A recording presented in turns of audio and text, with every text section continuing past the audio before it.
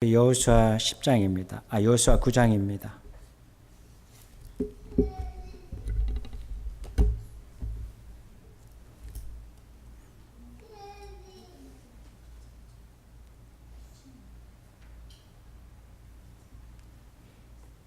여호수아 9장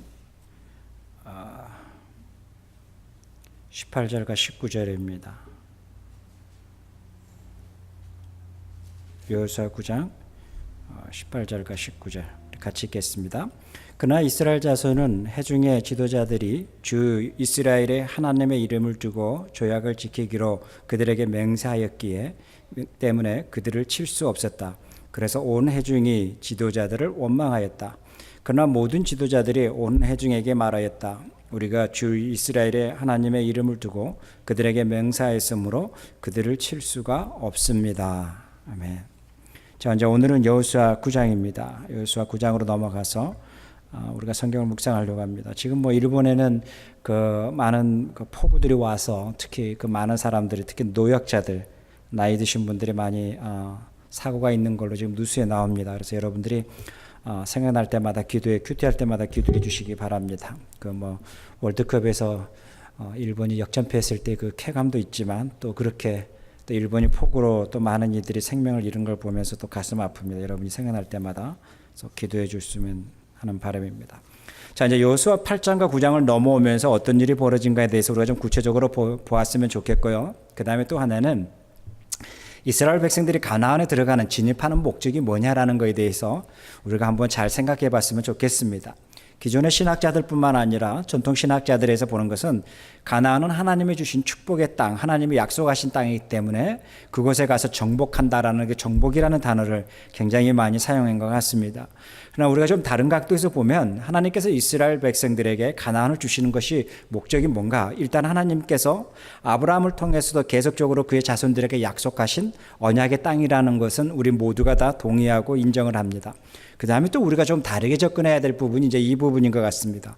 정복이냐 아니면 하나님의 땅에 가서 살아야 될 목적과 그 의미가 무엇인가를 우리가 한번 점검해 보자라는 거죠. 단순히 정복의 목적을 이루는 것이 아니라 그 땅에서 다른 민족들과 같이 어떻게 살아가는지, 그리고 그 민족들과 어떻게 이스라엘 백성들이 함께 살아가는지를 보여주는 것이 이제는 9장에서부터의 내용입니다. 자, 근데 이 9장에 보면 엉뚱한 사건이 벌어집니다. 그것은 뭐냐면 이스라엘 백성들이 여리고를 무너뜨리고 넘어오는 것뿐만 아니라 아이성을 무찌르고 넘어오는 그 이야기들을 들으면서 그 가나안의 지역 안에 있는 도시국가들의 왕들, 그 다음에 그 백성들 사이에서는 두려움이 그들을 굉장히 엄습해 온 거죠. 그래서 그들 안에서 이제 이런 생각을 합니다. 어떻게 하면 우리는 저들과 화친을 할 것인가? 어떻게 하면 우리는 저들과 함께 전쟁을 치르지 아니하고 우리 백성들을 잘 지켜나갈 것인가? 라는 것이 이제 그들에 대한 것에 고민이 있겠죠. 그와 반면에 또 다른 도시국가들은 이런 갈등이 있습니다. 어떻게 하면 연합으로 해서 우리가 저 이스라엘 백성들의 숫자적으로 봤을 때도 정말 오합지졸인 것 같고 가난한 그룹인 것 같고 그 다음에 여자들이 많은 것 같고 아이들이 많은 것 같아서 병사들로 따진다 보면 전쟁에 투입될 수 있는 군사력은 우리보다 약하니 우리가 연합으로 한다면 충분히 저들을 무찌를 수 있다라고 하는 또 한 그룹도 있겠죠. 어쨌든 이 가나안 지역 안에서의 도시국가 안에서 여러 가지 갈등이 생깁니다. 하나는 저 이스라엘 백성들과 화친을 맺어야 된다. 또 한 그룹은 아니다. 우리가 연합을 해서 저들과 전쟁을 하면 분명히 우리는 이길 수가 있다. 이것이 이제 9장 이후부터서 나옵니다. 그 가운데 9장에 보면 이제 기브온이라는 민족이 나옵니다. 그 속에서 그들이 어떻게 이제 했던가에 대한 부분들이 나오는 게 9장의 전체적인 이야기입니다. 자, 9장의 전체적으로 보면 3절에 이렇게 이야기합니다. 하이 사람인 기브온 주민들은 여호수아라는 사람이 여리고성과 아이성에서 한 일을 듣고서 이렇게 그 다음에 4절에 보면 여호수아를 속이기로 결정하였다라고 이야기합니다. 자, 이들이 여호수아를 속이기로 결정하는 이유가 뭘까요? 그들이 결정하는 이유는 바로 여호수아라는 사람이 여리고성과 아이성에서 한 일을 그들은 들었다라고 이야기합니다. 자, 여기서 우리가 잊지 말아야 될 게 여호수아에 대한 부분이 아니라 여호수아가 섬기고 있는 이스라엘 백성들이 섬기고 있는 여호와의 하나님에 대한 이야기인데 이 부분은 조금 이제 더 구체적으로 나올 겁니다. 자, 그러면서 7절에 보면 이렇게 나옵니다. 7절에 볼까요? 이스라엘 사람들이 이 하이 사람들에게 말하였다. 당신들은 우리 근처에 사는 듯한데 어떻게 우리가 당신들과 조약을 맺을 수 있겠소? 그랬더니 8절에 그들이 여호수아에게 말하였다. 우리를 종으로 삼아 주십시오. 여호수아가 그들에게 말하였다. 당신들은 누구이며 어디에서 왔소? 9절에 그들이 여호수아에게 대답하였다. 종들은 하나님의 명성을 듣고 아주 먼 곳에서 왔습니다. 우리는 주님께서 이집트에서 하신 모든 일을 들었으며 또 주님께서 요단강 동쪽 아모리 사람의 왕 두 왕 헤스본 왕과 시온과 그 다음에 아스다롯에 있는 바산 왕 옥에서 하신 일을 모두 들었습니다 라고 이야기합니다. 결국 기브온 사람들은 무엇을 이야기하냐면 그들은 이스라엘 백성들이 이집트에서 있었던 일과 그 다음에 이집트 광야에서 있었던 일뿐만 아니라 최근에 있었던 바로 여리고의 사건뿐만 아니라 아이성 사건뿐만 아니라 그들이 가장 강한 나라라고 할 수 있는 요단강 동편에 있는 아모리 사람들의 두 왕에서 일어났던 모든 사건들 또한 그들이 듣고 알고 있었다라고 이야기합니다. 그 이야기는 뭐예요?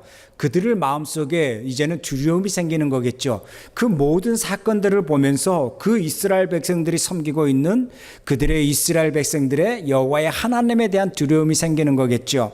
그 하나님에 대한 두려움이 그들 마음속에 있어서 우리는 그것 때문에 당신과 평화 조약을 맺기를 원합니다라고 합니다. 그럴 때 여호수아뿐만 아니라 이스라엘 지도자들 당신들이 먼 곳에 있는 사람들도 아니고 이곳에 있는 사람들인데 어떻게 우리가 당신들과 조약을 맺을 수가 있습니까? 라고 했을 때 그들이 속이기 시작을 하죠. 어떻게 속여요? 자기들은 먼 곳에 있던 사람들이라고 속이기를 시작을 합니다. 그런데요, 이제는 14절 이후부터 보면 그렇게 조약을 맺는데 그 조약이 누구 앞에서요? 이스라엘 백성들이 섬기고 있는 여호와의 하나님 앞에서의 그들의 조약을 맺습니다. 그리고 그들 스스로가 뭐예요? 우리는 당신들의 종이 되겠습니다 라고 이야기합니다. 자, 여기에 대해서 구체적으로 나와 있지는 않지만 그 백성들을 종으로까지 하면서 그 백성들의 생명을 보호하기를 원하는 그들의 지도자의 모습도 있었을 것이고 어쨌든 간에 다양한 모습 속에서 그들을 지키기 위한 여러 가지 방편 중에 하나가 그들의 종이 되어서라도 그들이 전쟁에서의 피해를 최소한으로 줄이려고 하는 그들의 모습 또한 우리가 볼 수 있지 않겠습니까? 그래서 15절에 이렇게 나와 있습니다. 여호수아는 그들과 화친하며 그들을 살려준다라는 조약을 맺고 회중의 지도자들은 그 조약을 지키기로 엄숙히 맹세하였다라고 이야기합니다. 그러고 난 다음에 16절에 보니까 이제 어떤 일이 벌어져요?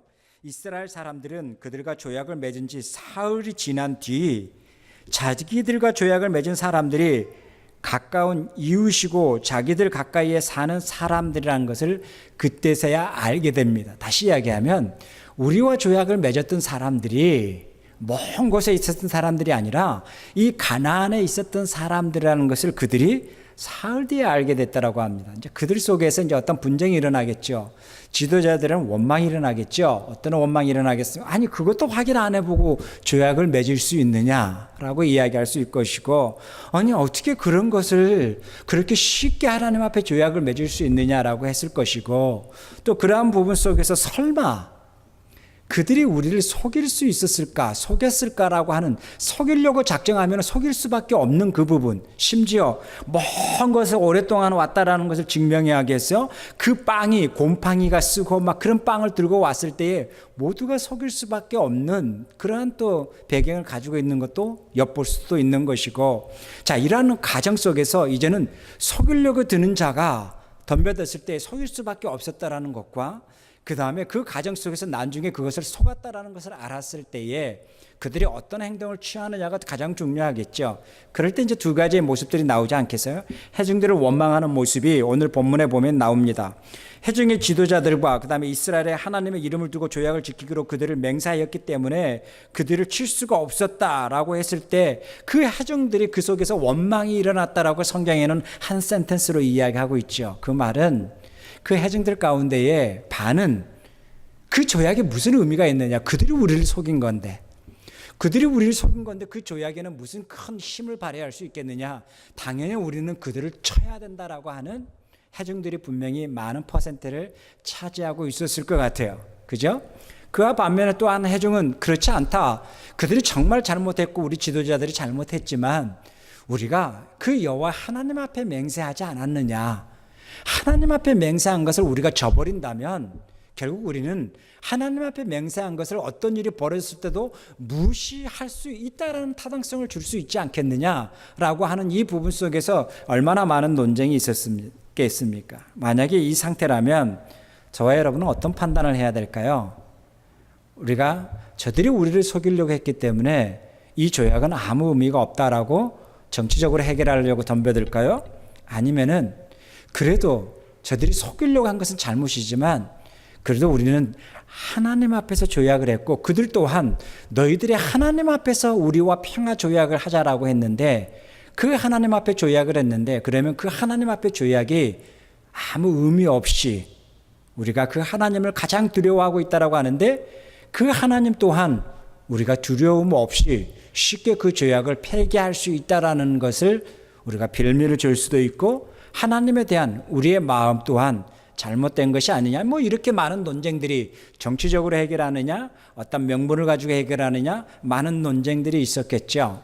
자, 이러한 논쟁 속에서 우리가 한번 여호수아와 그 지도자들이 어떤 결정을 했는가를 한번 우리가 생각해 보자라는 거예요.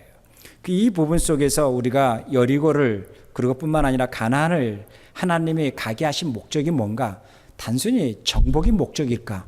모든 민족을 쓸어버리고 그것을 여호와의 이름으로 모든 것을 정복하는 것, 그 다음에 그곳에서 여호와의 깃발을 꼽는 것이 가장 궁극적인 목적일까?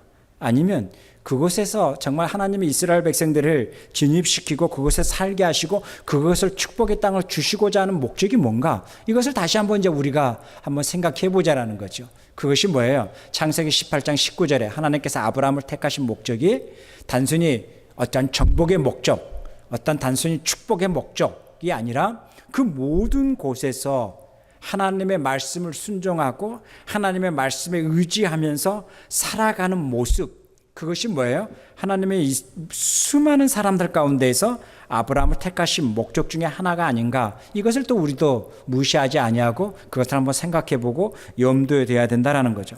자, 오늘 이 본문의 결론은 이렇습니다.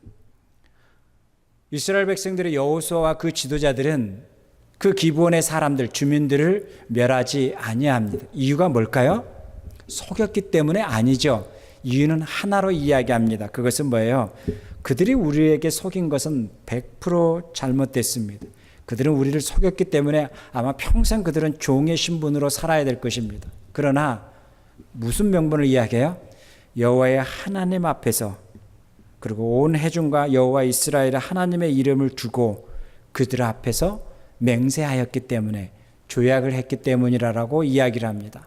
그들을 멸하지 아니하는 이유는 여호와의 하나님의 이름으로 그들 앞에서 맹세했기 때문입니다. 자, 그러면 어디에 더 무게를 둘까요? 조약에 무게를 둘까요? 아니면 여호와의 하나님의 이름이 더 무게가 있나요? 이제 여기서 우리가 생각해 봐야 되겠죠. 조약에도 무게를 둔다면 이 조약은 언제든지 파기될 수가 있겠죠. 왜요? 쌍방이 이루어야 될 조약 속에서 한쪽이 이것을 어겼을 때에 속였을 때는 이것이 파기될 수 있는 명분이 있겠죠. 그런데 여기에 무게는 그 조약에 무게를 두는 것이 아니라 그 조약보다 더 무거운 여호와의 하나님의 이름에 더 무게를 두고 있는 모습을 보겠죠. 그것은 뭐예요? 여호와의 하나님의 이름 앞에서 맹세하였기에 이 조약을 파괴할 수가 없다라는 것이죠.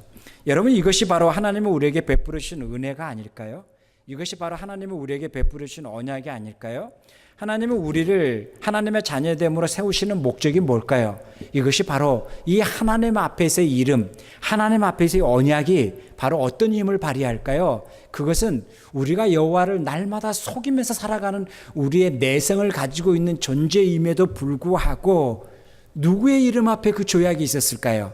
여호와의 하나님 스스로의 하나님 앞에 조약이 있기 때문에 그 언약이 있기 때문에 그것이 힘이 있는 거지 하나님과의 우리와의 어떤 조약의 개념으로서 한다면, 한쪽이 파기한다면 이것은 무슨 힘이 있을까요? 이것은 아무 의미가 없는 거겠죠. 오늘 그 조약의 모습의 샘플을 오늘 9장에서 보는 겁니다. 여호와의 하나님의 이름을 두고 그것이 맹세하였으므로 그들을 해칠 수가 없습니다. 이 말은 이스라엘 백성들이 이제는 누구 앞에서의 삶을 고백하는 걸까요? 여호와의 하나님 앞에서의 삶을 고백하는 이야기가 시작이 됩니다. 그래서 19절부터서 그들은 여호와의 하나님의 이름 앞에서 불려지는 조약들, 여호와의 하나님의 이름 앞에서 맺어지는 그 언약들은 어떠한 것보다 가장 우선순위의 첫 번째가 된다라는 것과 여호와의 하나님의 말씀과 그 언약이 그들의 첫 번째 삶이 된다라는 것입니다. 이것이 지난주에 설교에서도 이야기했던 부분이죠. 8장의 34절. 그 모든 이스라엘 백성들이 여호수아의 율법책에 기록된, 여호수아는 율법책에 기록된 축복과 저주의 말을 일일이 낭독하였다. 그 말씀을 하나하나 스킵하지 아니하고 우리에게 필요한 것만 뽑아가지고 나는 너와 함께 하겠다, 나는 너의 오른팔이 되겠다, 너는 너의 축복의 근원이 되겠다라는 것만 뽑아서 낭독하는 게 아니라 축복과 저주의 말을 일일이 하나하나 그 백성 앞에 낭독하였다라고 이야기합니다. 그것이 뭐예요? 8장 34절의 이야기인 거죠. 동일한 거겠죠. 하나님 말씀 앞에서의 삶이 바로 그들이 어떤 삶인가를, 그리고 모든 전쟁뿐만 아니라 그들이 가나안에 들어가서도 삶은 하나님 말씀 앞에서의 삶이라는 것이 가장 가치 있고 가장 의미 있는 삶이라는 것을 보여주기 시작한 것이 바로 여호수아 가나안의 삶의 시작입니다. 왜 가나안에서 이스라엘 백성들이 무너지기 시작할까요? 사사기부터서 나오는 이야기 모든 중심은 뭐예요? 하나님 앞에서 삶을 거절했기 때문에 나오는 거죠. 우리가 지난주에 큐티의 내용 가운데 보면, 목요일날 큐티에 보면은 디모데후서 3장 1절에서 9절의 큐티 내용입니다. 여기에 보면 바울이 디모데에게 하는 내용 가운데 보면 이렇게 나와 있습니다. 그대는 이것을 알아두십시오. 디모데후서 3장 1절입니다. 그대는 이것을 알아두십시오. 말세에 어려운 일이 올 것입니다. 사람들은 자기를 자랑하며 돈을 사랑하며 뽐내며 교만하며 하나님을 모독하며 부모에게 순종하지 아니하며 감사할 줄을 모르며 불경스러우며 무정하며 원한을 풀지 아니하며 비방하며 절제가 없으며 난복하며 선을 좋아하지 아니하며 배신하며 부모에게 무모하며 자만하며 하나님보다 쾌락을 더 사랑하며 겉으로는 경건하게 보이나 경건의 능력은 부인할 것입니다. 이것이 뭐예요? 하나님을 거부하고 살아가는 사람들, 하나님 앞에서의 살기를 거부하는 사람들의 공통 분모가 여기에 나와 있다는 겁니다. 그것은 뭐예요?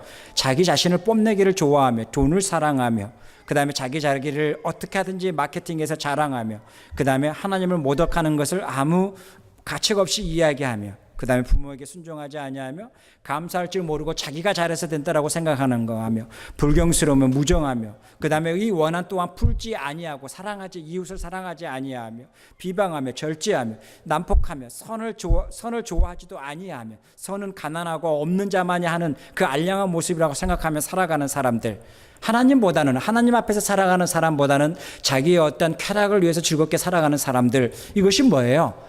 하나님 없이 살아가는 사람들의 모습이라는 거예요. 이것이 뭐예요? 가나안에 살고 있는, 가나안 속에 있는 그 민족들의 모습 또한 이거와 다르지 않다라는 거예요. 그들은 쾌락을 즐거워하며, 그 다음에 그들은 선보다는 어떤 힘의 논리로 살아가며, 이 모든 삶의 모습들이라는 거죠. 그러한 모든 삶의 모습 속에서 하나님께서 신명기를 통해서, 모세를 통해서 하나님의 법을 줍니다. 뭐예요? 하나님을 어떻게 사랑하는 것과 그 다음에 이웃을 어떻게 사랑하는 것에 대한 구체적인 법들을 그 백성들에게 줍니다. 그리고 그 백성들은 그 법을 가슴에 되새기고 마음에 되새기고 어떠한 그 언약적인 표시로 그들은 되새기면서 어디서 살아야 될까요? 하나님을 무시하며 경건하지 아니하며, 그 다음에 난폭하며 선을 좋아하지 아니하며 힘만 있으면 남의 것을 가져가려고 하는 그러한 세상 속에서 어떻게 하나님 앞에서 이웃과 더불어서 살아가는 한 백성의 출현을 가나안이라는 도시 안에서, 풍요로운 그 도시 안에서 한 백성을 통해서 하나님의 뜻을, 하나님의 나라가 무엇인가를 그들 속에서 실현하기를 원하는 것이 가나안을 하나님이 주시는 목적 중에 하나라는 것입니다. 오늘 이 본문의 말씀 속에서 이스라엘 백성의 지도자들과 여호수아가 취했던 하나님 앞에서의 그들의 맹세, 하나님 말씀 앞에서의 그들의 삶은 오늘 도시 안에서 살고 있는 우리들의 삶에도 적용해 볼 수 있다라는 것입니다. 도시국가 속에서 정말 하나님 없이도 살 것 같은 이 세상의 문명 앞에서도 모든 것이 있기만 하면 난폭하는 이 세상 앞에서도 선량한 사람이 아니라 그냥 가난하고 없는 사람만 잠시 보이는 모습의 선의 모습인 것처럼 하고 있는 모습, 돈이면 모든 것이 다 된다라고 하는 이러한 세상의 모습들, 경건의 모양 자체는 있는 것 같은데 경건의 능력은 없는 교회라는 공동체의 모습들, 이제는 점점점 사람들이 도시 문명 속에서 난폭해지고 자기 스스로를 절제하지 못하면서 비방할 때는 곧 전쟁이 일어날 것처럼, 곧 저 사람을 죽일 것처럼 혈기적인 걸로 비방하면서 살아가는 오늘의 문명 속에서, 오늘의 가치관 속에서 우리는 어떻게 살아야 될 것인가라는 질문입니다.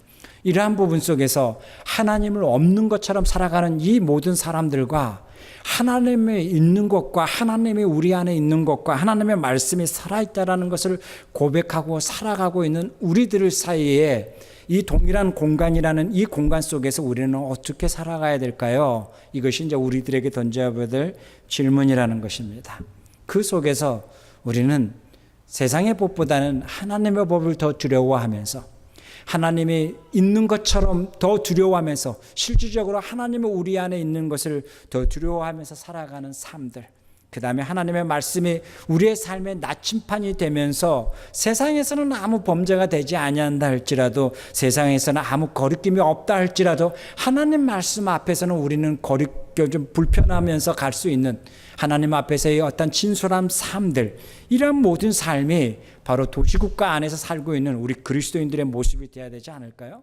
그 모습이 하나님을 두려워하는 삶, 하나님 말씀을 순종하는 삶, 하나님 말씀을 붙들고 사는 삶의 모습이라는 것입니다. 그랬을 때에 동일하겠죠. 모세가 이야기했던 것처럼 하나님 말씀을 우리 가슴에 품고, 하나님의 말씀을 우리의 마음에 품고, 하나님 말씀을 우리 옆에 두고 생활하는 이 땅의 우리들의 삶들, 그래서 절제가 있고 비방보다는 조금 더 침묵할 수 있는 모습들, 그 다음에 아픈 모습들, 다른 사람의 모습들을 보면서 가슴 아파하고 무엇인가 행동하려고 하는 그 모습들, 그 모든 모습들은 결국 뭐예요? 도시국가에서 모든 것만 있으면, 뭐 하나만 있으면 모든 것이 된다라고 하는 물질의 풍요로운 문명이 아니라, 그것을 쫓아가는 삶이 아니라 하나님 말씀을 쫓아가는 우리들의 삶의 모습이, 그 속에서 우리는 흔들리지 아니하고 살아가야 된다는 것입니다. 그것이 뭘까요? 바르게 사는 삶.